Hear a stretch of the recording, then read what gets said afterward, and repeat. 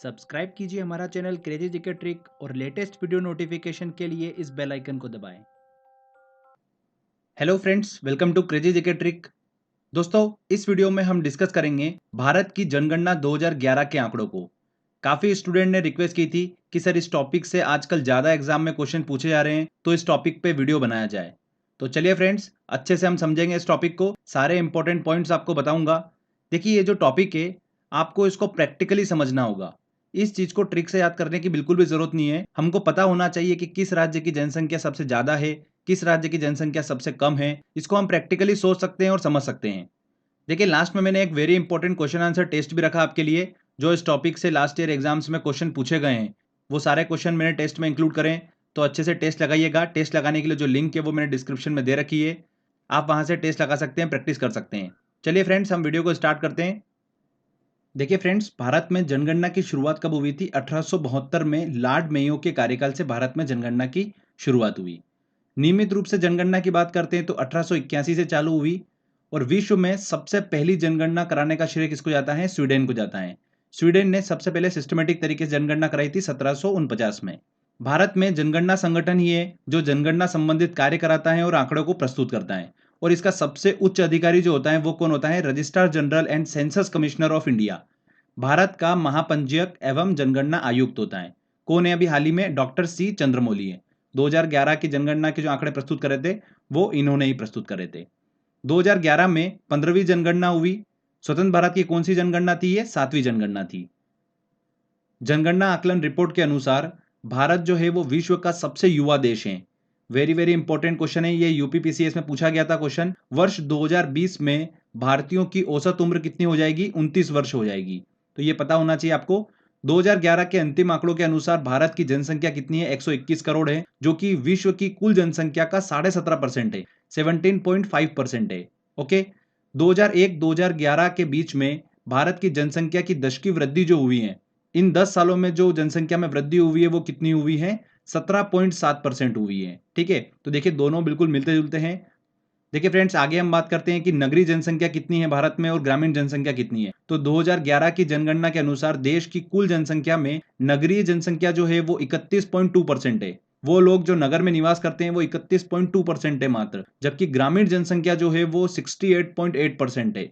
ये डायरेक्ट आंकड़े एग्जाम में पूछ लेते हैं, इसलिए आपको पता होना चाहिए।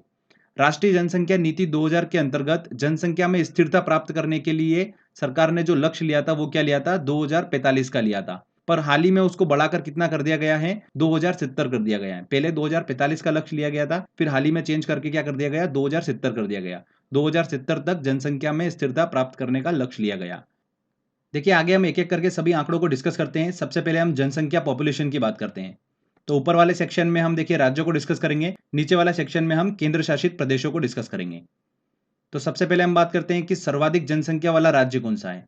तो सबसे ज्यादा जनसंख्या वाला राज्य है उत्तर प्रदेश। यहाँ की पॉपुलेशन कितनी है? 20 करोड़। बहुत ही इंपॉर्टेंट क्वेश्चन है ये। सेकंड नंबर पे आता है महाराष्ट्र। यहाँ पर देखिए 11 करोड़ लोग निवास करते हैं। और तीसरे नंबर पे आता है बिहार, जहां पर 10 करोड़ लोग निवास करते हैं। बिहार से रिलेटेड एसएससी में क्वेश्चन पूछ लिया था, तो पता होना चाहिए आपको कि बिहार की जनसंख्या कितनी है? 10 करोड़ है। ठीक है, लगभग 10 करोड़। देखिए आगे न्यूनतम जनसंख्या वाले राज्य की बात करते हैं। तो उसमें देखिए पहले नंबर पे आता है सिक्किम। भारत में वो राज्य जहां पर सबसे कम पॉपुलेशन है, कौन सा है? सिक्किम है। 6 लाख पॉपुलेशन है वहां पर। सेकंड नंबर पे आता है मिजोरम। ठीक है फ्रेंड्स, तो ये दोनों आपको पता होना चाहिए। अब देखिए केंद्र शासित प्रदेशों में बात करते हैं। तो जितने भी केंद्र शासित प्रदेश हैं उसमें से आप सभी को पता ही है कि दिल्ली में कितने ज़्यादा ट्रैफिक है, कितने ज़्यादा लोग वहां पर रहते हैं। तो ऑब्वियस सी बात है दिल्ली में जनसंख्या ज़्यादा होगी। ठीक है ना, तो सर्वाधिक जनसंख्या वाला केंद्र शासित प्रदेश कौन सा होगा? दिल्ली होगा। 1.67 करोड़ लोग जो है वो दिल्ली में निवास करते हैं 2011 के आंकड़ों के अनुसार। अगर हम न्यूनतम जनसंख्या वाला केंद्र शासित प्रदेश की बात करेंगे तो वो कौन सा है? लक्षद्वीप। मात्र वहां पर 64,000 लोग ही निवास करते हैं लक्षद्वीप में। तो ये आपको देखिए पॉपुलेशन से रिलेटेड मैंने कुछ आंकड़े बताए हैं। ठीक है, इन सबको खाली बस इमेजिन कर लोगे ना आप, तो आपके दिमाग में कहीं ना कहीं ये चीजें सेट हो जाएगी, है ना। इनको रटने से और कोई ट्रिक से याद करने की बिल्कुल भी जरूरत नहीं है आपको। अगला देखिए आंकड़ा हम डिस्कस करते हैं, जनसंख्या वृद्धि दर, डिकेडल ग्रोथ रेट। 10 सालों में सबसे ज्यादा परसेंटेज में किस राज्य में जनसंख्या में ग्रोथ हुई है, तो वो देखेंगे हम। तो देखिए सर्वाधिक जनसंख्या दर वाले राज्य जो है वो कौन से? सबसे पहले नंबर पे आता है मेघालय, 27.9% की यहाँ पर ग्रोथ देखी गई जनसंख्या में। सेकेंड नंबर पे आता है अरुणाचल प्रदेश। अगर हम न्यूनतम जनसंख्या वृद्धि दर वाले राज्यों की बात करते हैं तो उसमें देखिए कौन आता है सबसे पहले? नागालैंड। नागालैंड में जनसंख्या घटती हुई देखी गई, 0.6% यहाँ पर पॉपुलेशन घटी है। सेकेंड नंबर पे आता है केरल, 4.9%, वहां पर जनसंख्या वृद्धि देखी गई। तो फ्रेंड्स ये दो हमने डिस्कस करे जो न्यूनतम जनसंख्या वृद्धि दर वाले राज्य हैं। पहले नंबर पे नागालैंड, सेकेंड नंबर पे केरल। आगे देखिए केंद्र शासित प्रदेशों में डिस्कस करते हैं। सर्वाधिक जनसंख्या वृद्धि दर वाला केंद्र शासित प्रदेश कौन सा है? दादर एवं नगर हवेली, 55.9% की यहां पर वृद्धि दर देखी गई। न्यूनतम जनसंख्या वृद्धि दर वाला केंद्र शासित प्रदेश कौन सा है? लक्षद्वीप, 6.3% की यहां पर मात्र वृद्धि देखी गई जनसंख्या में। तो फ्रेंड्स ये हमने जनसंख्या वृद्धि दर से रिलेटेड पॉइंट देखे। सबसे पहले नंबर पे जनसंख्या वृद्धि में राज्यों की बात करते हैं तो मेघालय, अगर केंद्र शासित प्रदेशों में बात करेंगे तो दादर एवं नगर हवेली। ठीक है, तो ये हमको पता होना चाहिए, इंपॉर्टेंट है। आगे देखिए हम जनसंख्या घनत्व की बात करते हैं, डेंसिटी ऑफ पॉपुलेशन, मतलब प्रति वर्ग किलोमीटर में कितने लोग निवास करते हैं प्रति वर्ग किलोमीटर में। जैसे कि ये बिहार है, ठीक है, बिहार का मैप आपको दिख रहा है, तो यहां पर प्रति वर्ग किलोमीटर में कितने लोग निवास करते हैं, वही क्या कहलाता है? जनसंख्या घनत्व कहलाता है, डेंसिटी ऑफ पॉपुलेशन कहलाता है। तो बिहार जो है वो पहले नंबर पे आता है सबसे ज्यादा डेंसिटी ऑफ पॉपुलेशन के मामले में।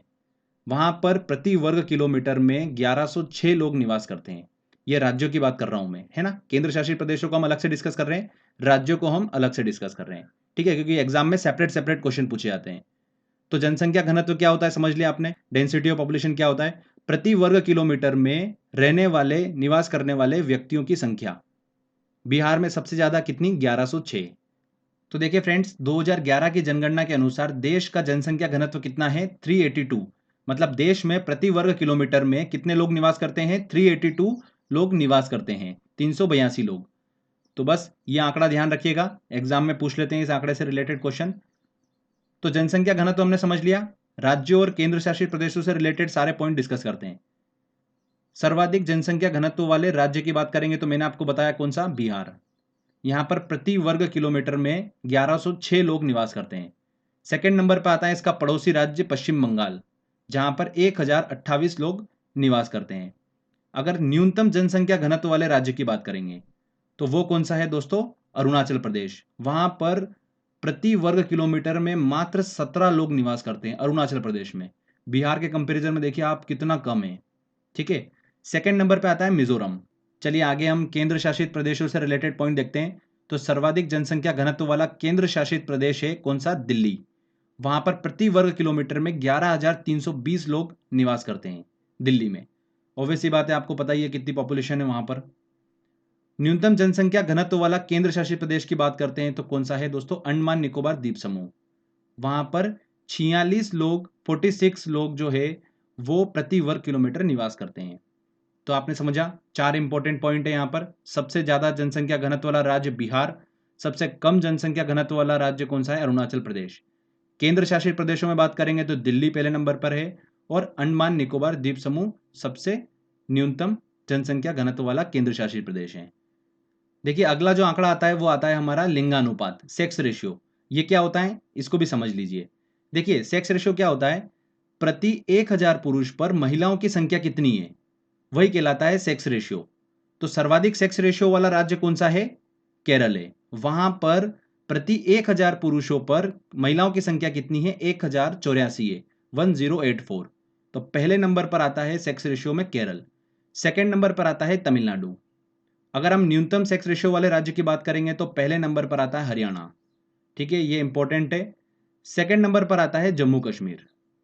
अब देखिए केंद्र शासित प्रदेशों से रिलेटेड पॉइंट देखते हैं। तो सर्वाधिक सेक्स रेशियो किस में है? पुदुचेरी में है।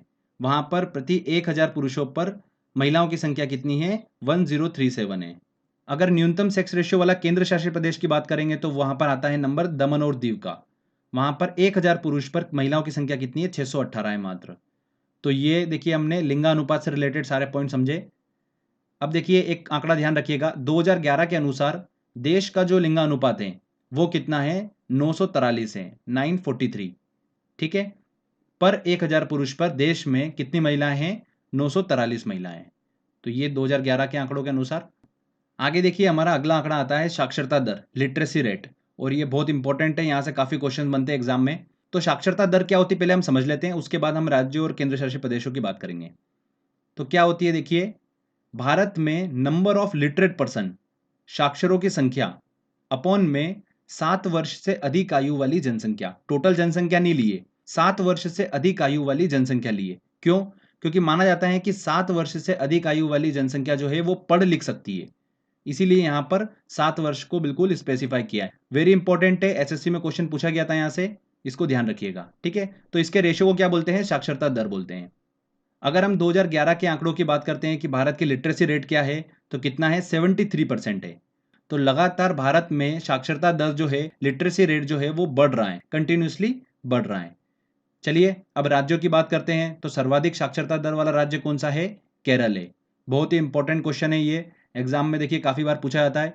सेकंड नंबर पे कौन है ये भी हमको पता होना चाहिए, क्योंकि यहां से भी क्वेश्चन एग्जाम में पूछा जा चुका है। सेकंड नंबर पर आता है मिजोरम, पहले नंबर पे केरल, सेकंड नंबर पे मिजोरम।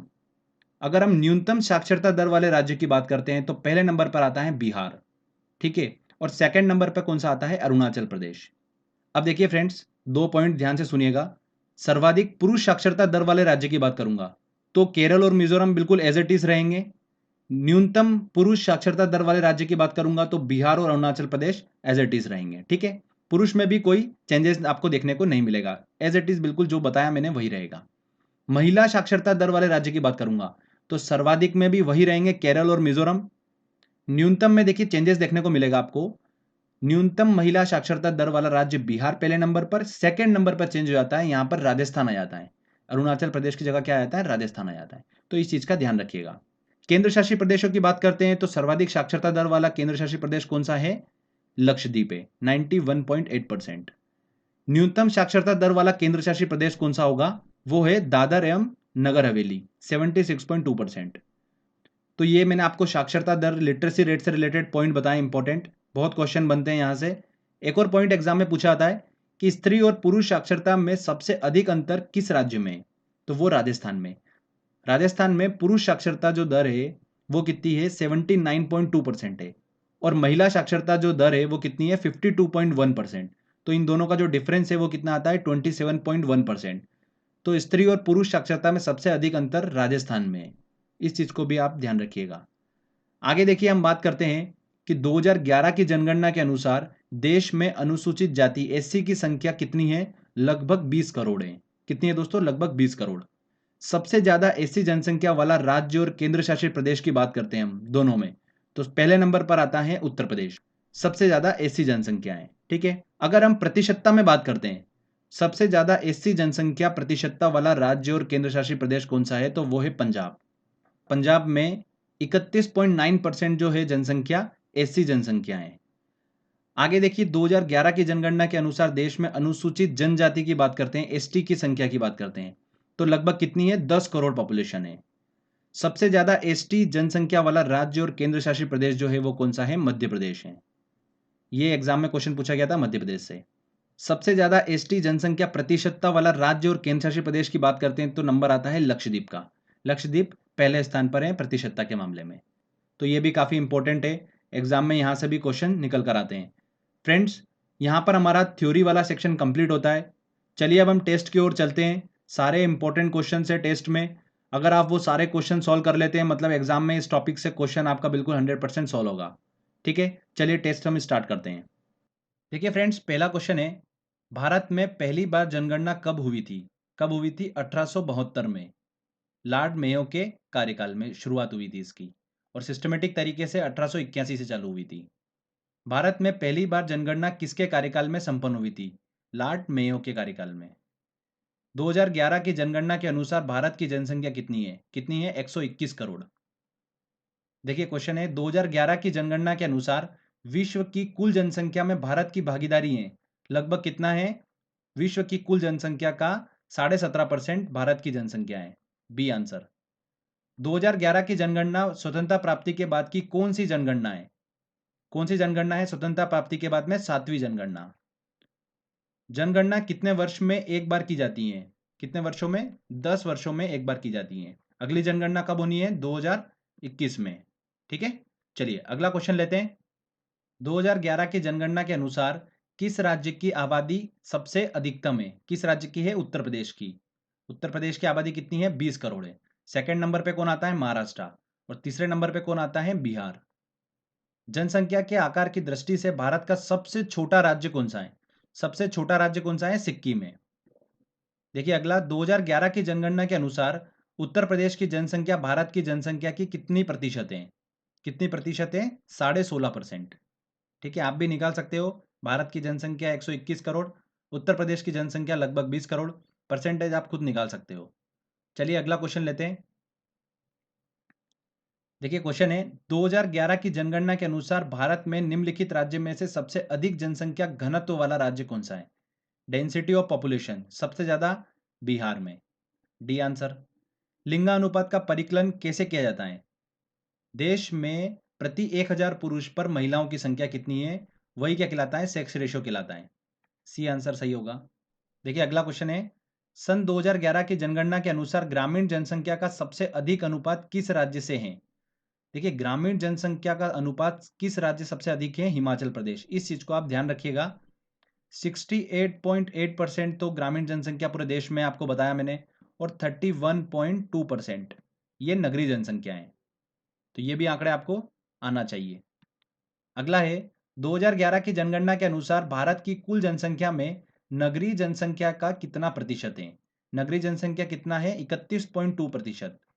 ठीक है, तो आंसर डी सही होगा। किस राज्य में अनुसूचित जनजाति एसटी की जनसंख्या सर्वाधिक है? किस राज्य में? मध्य प्रदेश में। भारत में प्रभावित साक्षरता दर की गणना की जाती है 7 वर्ष की उम्र से ऊपर की जनसंख्या से। डी आंसर बिल्कुल सही होगा, मैंने आपको बताया था। ये जितने भी क्वेश्चन मैं बता रहा हूँ बहुत ही इंपॉर्टेंट क्वेश्चन है। देखिए सारे प्रीवियस ईयर एग्जाम के क्वेश्चन है, इन्हीं को घुमा घुमा के एग्जाम में पूछ लेते हैं वापस से। 2011 में देश के निम्नलिखित राज्यों में से किसमें साक्षरता दर सबसे कम थी? साक्षरता दर सबसे कम किसमें थी? बिहार में। ठीक है, और साक्षरता दर सबसे ज्यादा थी केरल में। ओके, 2011 की जनगणना में बिहार की अनुमानित आबादी है कितनी है? 10 करोड़, लगभग 10 करोड़ बिहार की आबादी है। महाराष्ट्र की कितनी है? 11 करोड़। और उत्तर प्रदेश की है 20 करोड़। जनगणना 2011 के अनुसार देश में सर्वाधिक जनसंख्या वाला राज्य कौन सा है जहां लगभग 20 करोड़ लोग रहते हैं? ऑब्वियसली बात है, मैंने अभी आपको बताया उत्तर प्रदेश सर्वाधिक जनसंख्या। चलिए अगला क्वेश्चन लेते हैं। 2011 की जनगणना के अनुसार भारत का दूसरा सर्वाधिक आबादी वाला राज्य कौन सा है? कौन सा है? महाराष्ट्र। भारत में जनसंख्या घनत्व निरंतर बढ़ा है? बिल्कुल निरंतर बढ़ा है, बिल्कुल सही आंसर ए सही होगा। राष्ट्रीय जनसंख्या नीति 2000 के अंतर्गत जनसंख्या में स्थिरता प्राप्त करने का लक्ष्य 2045 से बढ़ाकर कितना कर दिया है? कितना कर दिया गया है? 2070 कर दिया गया है। ठीक है, पहले 2045 तक लक्ष्य लिया था, उसको हाल ही में बढ़ाकर अभी 2070 कर दिया है जनसंख्या में स्थिरता का लक्ष्य। देखिए क्वेश्चन है, 2011 की जनगणना के अनुसार भारत में शहरों में रहने वाले लोगों की संख्या है लगभग कितना है? आपको पता है नगरों में जो भारतीय जनसंख्या है वो कितनी है? 31.2%। तो 121 करोड़ का आप 31.2% निकालेंगे तो कितना आंसर आएगा? 37 करोड़, लगभग 37 करोड़। तो ए आंसर सही होगा। जनगणना 2011 के अनुसार भारत में स्त्री साक्षरता की दृष्टि से केरल के बाद दूसरा स्थान किस राज्य का है? किस राज्य का है? मिजोरम का।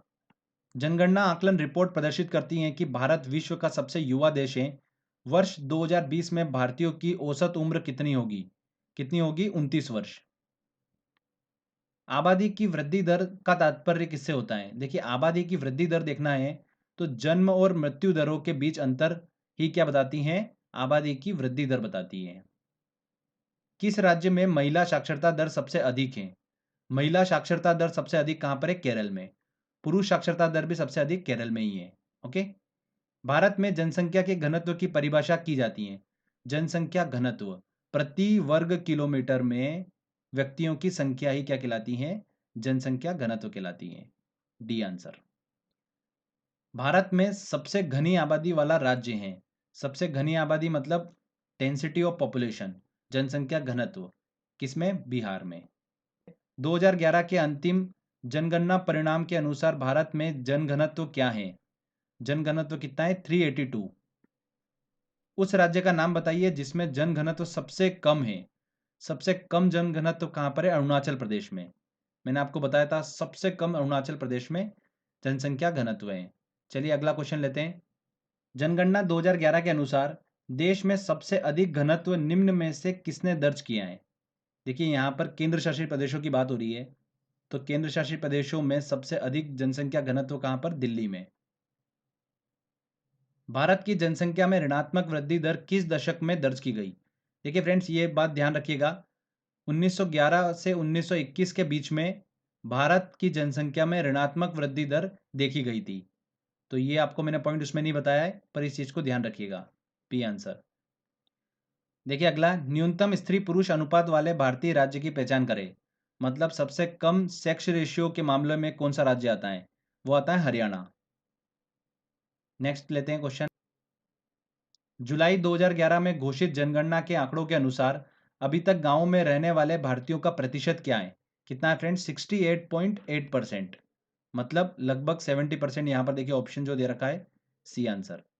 2011 की जनगणना के अनुसार भारत के किस राज्य की जनसंख्या सबसे कम है?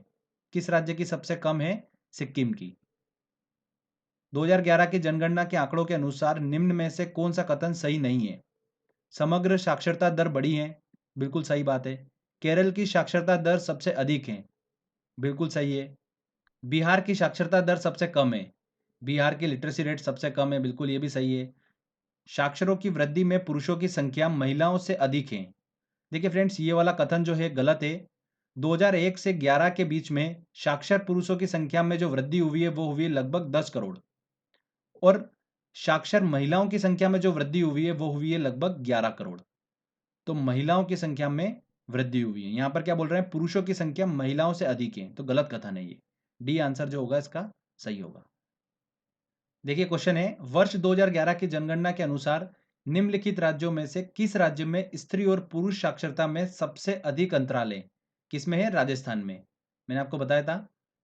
तो देखिए फ्रेंड्स, यहाँ पर हमारा टेस्ट कंप्लीट होता है। जितने भी क्वेश्चन हमने सॉल्व करे हैं सारे बहुत ही इंपॉर्टेंट है। आपको मैक्सिमम चांस है कि एग्जाम में इन्हीं क्वेश्चन में से देखने को मिलेगा। तो एक बार इस टेस्ट की प्रैक्टिस जरूर कर लीजिए। प्रैक्टिस करने के लिए जो टेस्ट है वो उसकी लिंक मैंने डिस्क्रिप्शन में दे रखी है, वहां से आप टेस्ट लगा सकते हैं और प्रैक्टिस कर सकते हैं। तो फ्रेंड्स, आई होप आपको ये वीडियो काफी अच्छा लगा होगा, मेहनत अच्छी लगी होगी। अगर आपको वीडियो अच्छा लगा है तो प्लीज वीडियो को लाइक करिए, शेयर करिए और कमेंट करके बताइए वीडियो कैसा लगा। अगर आपने अभी तक चैनल को सब्सक्राइब नहीं करा है तो सब्सक्राइब भी कर लीजिए, क्योंकि इस तरीके की जब भी वीडियो मैं अपलोड करूंगा आपको उसका बेनिफिट मिलता रहेगा। तो फ्रेंड्स, मिलते हैं अगले वीडियो में। जय हिंद, जय भारत।